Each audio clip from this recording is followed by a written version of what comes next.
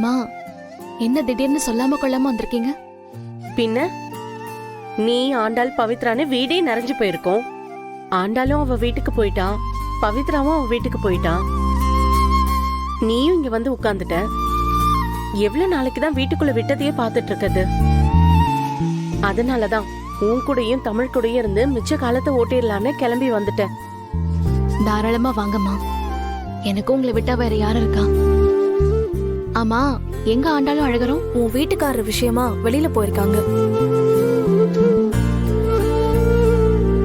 அம்மா, கொஞ்ச நாளைக்கு இவங்களும் என் கூட இங்கேயே இருக்கட்டும்மா. என்ன கேள்வி பாரதி? எனக்கு ரம்யா எப்படியோ அப்படிதாம்மா நீயும். உங்க அம்மா இங்க இருக்கிறதுல எங்களுக்கு என்னமா இருக்கு? பொங்குற அரிசியில ஒரு கைப்பிடி எக்ஸ்ட்ரா போட்டா அவங்களும் கூட சாப்பிட்டு போறாங்க. சரி, சமையல் பத்தி பேசினது தான் ஞாபகம் வருது. இன்னைக்கு எங்க அம்மாவுக்கு பதிலா நீ போய் சமையல் பண்ணிட்டு வந்தியாமே? ஐயோ, அதை ஏண்டி கேக்குற? அங்க நிஷான ஒருத்தவங்க இருக்காங்களாம். அவங்களுக்கு வேற ஆள்லாம் வந்து சமைச்சா பிடிக்காதான். பார்த்தா ரொம்ப சத்தம் போடுவாங்களாம். அந்த தாத்தா தான் சொன்னாரு. சமைக்கிற சாப்பாடு நல்லா இருக்கா, டேஸ்டா இருக்கான்னு பாக்காம இது என்ன புதுசா ஆளை பார்த்து சாப்பிடுறது? அவங்க அப்படிதாம்மா, அவங்க வளர்ந்த விதம் அப்படிமா. எப்படியோ ஒரு வழியா நான் சமைச்சு கொடுத்துட்டு வந்துட்டேன். ஆம், சரி. கோவில்ல வச்சு தமிழ் ஆதிய பார்த்தாலாமே, நீங்க யாரும் பார்க்கலையா? இல்லம்மா, பார்க்கல. பார்க்கலன்னு இல்ல, நான் சொன்னதை யாரும் நம்பல.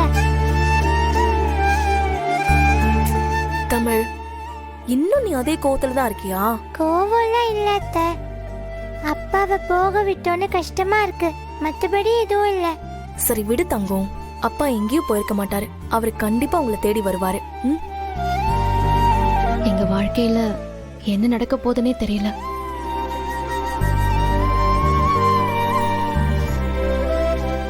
முதல்ல நான் கேட்டது கிடைக்காம கெட்டதா தான் எல்லாம் கிடைக்கும். ஆனா இப்பெல்லாம் நான் கேட்காமலேயே கெட்டதா தான் கிடைச்சிட்டு இருக்கு. ஏன் பாரதி இப்படி எல்லாம் பேசுற? உண்மைதான்மா. முன்னெல்லாம் ஒரு நாள் சிரிச்சா ஒரு மாசம் பூரா அழுதுட்டு இருப்பேன். ஆனா இப்போ அழுதுட்டு மட்டும்தான் இருக்கேன். நான் சிரிக்கிற அந்த ஒரு நாளும் போயிடுச்சு. பாரதி, இங்க நாம சிரிக்கணும்னு நாம நினைச்சா மட்டும் போதாதுமா. நாம சிரிக்கணும்னு அந்த ஆண்டவன் முடிவு பண்ணணும். அவனுக்கு நம்மள மாதிரி ஆளுங்களை கஷ்டப்படுத்தி பாக்குறது தான் சந்தோஷமே. கடவுளை ஏமா படிக்கிற? நல்லதோ கெட்டதோ எதுவா இருந்தாலும் அதுக்கு காரணம் நாமளா மட்டும்தான் இருப்போம்.